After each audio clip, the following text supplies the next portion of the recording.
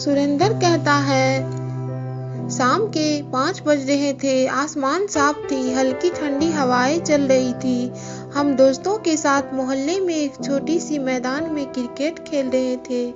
मैं छोटी सी मैदान इसलिए बोल रहा हूँ क्योंकि वह खेलने वाली मैदान नहीं थी, बल्कि मकान बनाने वाली जमीन थी, जिसके चारों ओर 2 फीट ऊंची दीवार करके फिलहाल छोड़ दी गई थी।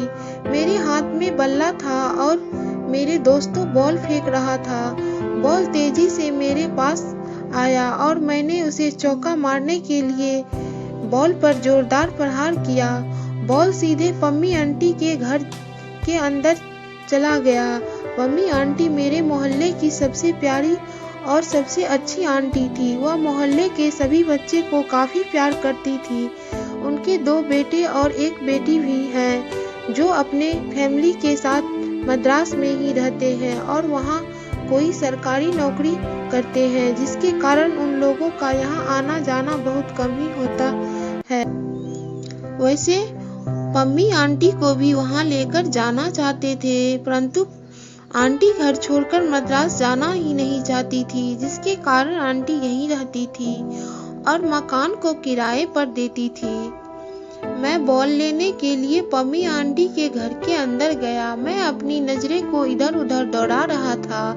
तभी मेरी नजर एक लड़की पर पड़ी, जो छत पर धूप में कपड़े सुखाने के लिए रख रही थी। सूरज की किरणें उसके गले पर पड़ रही थी, जिसके कारण उसके गाल किसी सूरजमुखी के फूल जैसे खिल रही थी। पीले दुपट्टे हवा के हल्की झोंके के साथ उड़ रही थी और उसके बालों के लट गाल पर आकर उसके गालों को छू रहा था। उसे देखते ही ऐसा लगा पूरी दुनिया थम सी गई है और समय वहीं के वहीं रुक गई हो।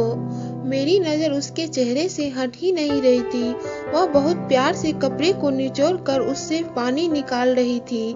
अचानक उसकी नजर मुझसे मिल गई, या फिर नजर मिलने की मुझे गलतफहमी हुई, यह तो पता नहीं, परंतु वह मुझे देखकर चौंक गई, मगर मैं उसे देखता ही रहा। वह कपड़े को धूप में डालकर मुझे गुस्से वाली नजरों से घूरते हुए चली गई, लेकिन मैं वही मूर्ति जैसे खड़ा रहा। तब तक वहाँ मेरे पास मेरे दोस्त लोग भी आ गए थे। सब लोग हैरान थे। यार, तुमको इतने समय से एक गेंद भी नहीं मिल पाई, गजब है भाई, मेरे एक मित्र ने नाराजगी दिखाते हुए बोला। अरे यार, ढूंढ ही तो रहा हूँ। मुझे ये बोलते बोलते पम्मी आंटी वहाँ से आ गई और आकर बोली, बेटा क्या हुआ? आंटी, इधर हम लोग के गेंद आए हैं, उसे ही ढूंढ रहा हूँ, परंतु नहीं मिल रही है। मेरे एक मित्र ने कहा, रुको मैं देखता हूँ। आंटी कुछ ही मिनट बाद गेंद को अपने हाथ में लेकर हम लोग के पास आई। इसके बाद सभी मित्र मुझे डांटने लगे और बोला, यार तुम्हें एक गेंद भी दिखाई नहीं देता। अब इन बेवकूफों को कौन समझाए कि मुझे बॉल की जगह एक चांद दिखाई गई थी और इतनी देर से मैं उसे ही निहार रहा था। खैर, मैं दोस्तों के साथ मैदान में आ गया। अब मैं क्रिकेट खेल जरूर रहा था, परंतु मेरा ध्यान उसी लड़की पर टिकी थी। आखिर वो कौन थी? इससे पहले मैं उसे इस मोहल्ले में या उस बालकनी में कभी नहीं देखा था। इसके बारे में कुछ अपने दोस्तों से पूछताछ किया। मेरे एक दोस्त आदित्य ने बताया कि वह इस मोहल्ले में कल ही आई है। उसके पिता किसी बैंक में क्लर्क हैं और इससे पहले वे लोग कोंडामा में रहते थे। मेरे लिए उसके बारे में इतनी जानकारी काफी थी। मैं अगले दिन पम्मी आंटी के घर पहुंच गया। वे लड़की इनके ही घर में 2nd फ्लोर पर रहती थी। अच्छी बात तो यह थी कि पम्मी आंटी भी अपने लिए एक फ्लैट उसी फ्लोर पर रखी हुई थी जिसमें वह रहते थे। मैं कॉरिडोर से होते हुए उनके कमरे की तरफ जा रहा था। अचानक मैं एक बार फिर उसे देखकर चौंक गया। हाथ में एक चाय की प्याली ली हुई थी। वह एकटक मुझे देखी और वहाँ से मैं और वो लड़की पम्मी आंटी के कमरे के तरफ चल दिया। कुछ मिनट बाद हम दोनों आंटी के सामने बैठे थे। ये समीता है, कल ही यहाँ शिफ्ट हुई है। आंटी ने उसके बारे में मुझे कुछ बिना पूछे ही बता दी। हेलो। आंटी की बात सुनकर उसने मेरी तरफ देखकर बोली। उसके हेलो के बदले में मैं भी हल्की मुस्कान के साथ हेलो बोल दिया। कसम से सुबह की सूरज के किरणों से कहीं ज्यादा चमकीली उसकी आंखें थी, गुलाब से ज्यादा गुलाबी उसकी होठें थी और गाल किसी कश्मीरी सेब से कम लाल नहीं थी। मैं तिरछी नजर से उसे देख रहा था, तभी उसकी नजर मेरे चेहरे पर पड़ा। मैं झट से अपनी नजर दूसरी ओर फेर लिया। कुछ समय वहां बैठने के बाद मैं अपने घर चला आया।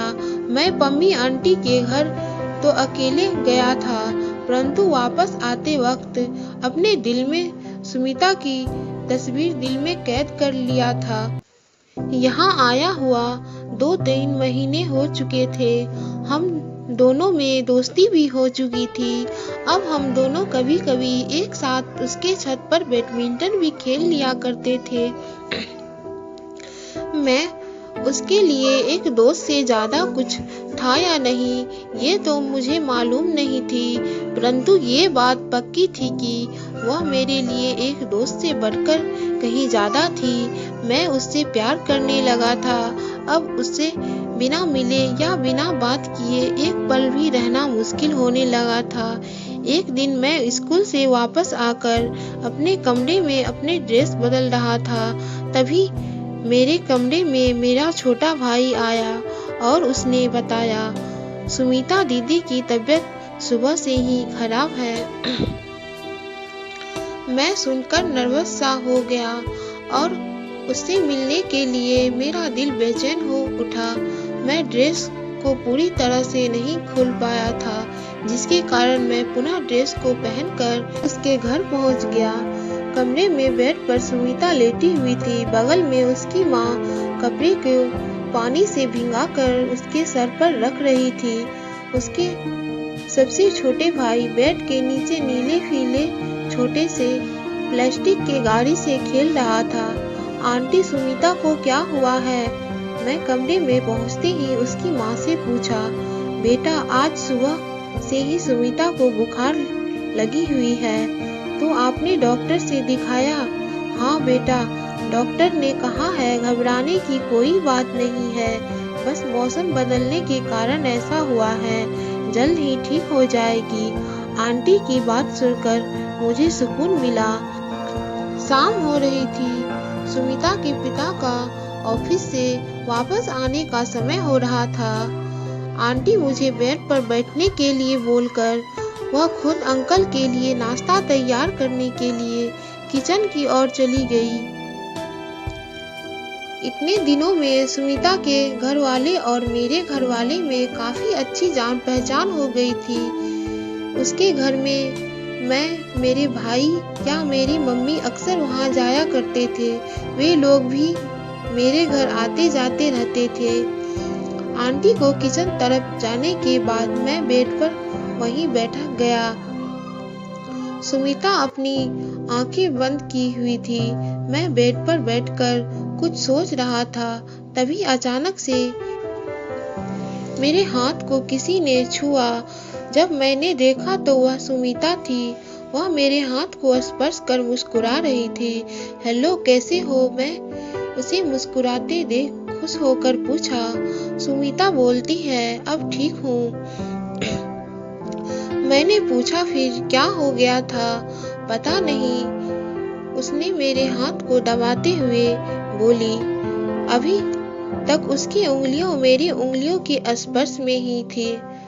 और तुम यहाँ स्कूल ड्रेस में कैसे आ गए हो? मैं इसे बदलने वाला ही था कि पता चला तुम बीमार हो, तो मैं तुमसे मिलने भागता चला आया। मैं थोड़ा आवाज दबाते हुए बोला।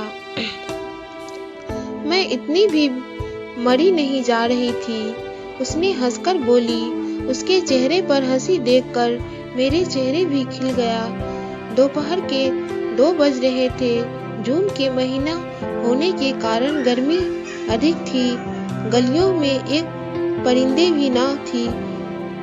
लू गलियों में दौड़ रही थी। गर्मी के कारण स्कूल में भी छुट्टी हो चुकी थी, जिसके कारण मैं घर पर ही था और स्कूल का होमवर्क पूरा कर रहा था।